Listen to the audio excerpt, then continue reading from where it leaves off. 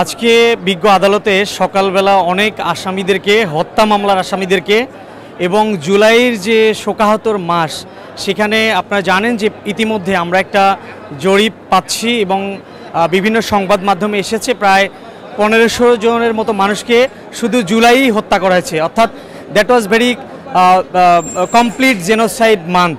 এই পুরো জুলাইটা জুড়ে ছিল হত্যাকাণ্ডের একটা ভয়াবহ মাস। সেই মাসের যে ইতিহাস, এটি বর্ণনা করলে হয়তো আগামীতে বাংলাদেশের পূর্বের যে ইতিহাস এটি পরিবর্তন হয়ে যেতে পারে। আমি আজকে এই আসামিদের ওঠানোর ব্যাপারে এবং আদালত চত্বরে যে বিভিন্ন ঘটনা ঘটে সেটির ধারাবাহিকতায় দু একটি কথা বলতে চাই।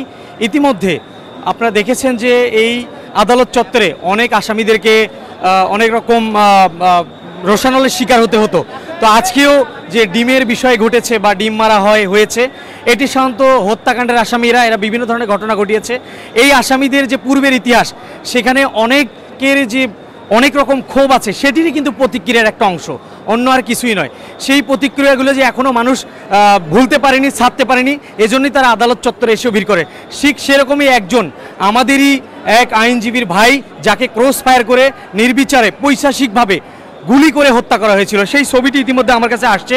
আপনারা দেখেন যে এই যে ছবিটা, এই ছবিতে একটা লাশ, যাকে 7 দিন 15 দিনের মতো গুম করে না খাওয়াইয়ে পরবর্তীতে সরাসরি গুলি করে হত্যা করেছে। এই ক্ষোভের বহির্ভূত অংশ হিসেবে কিন্তু আজকে এই ডিম মারা বিভিন্ন ধরনের রোষানল।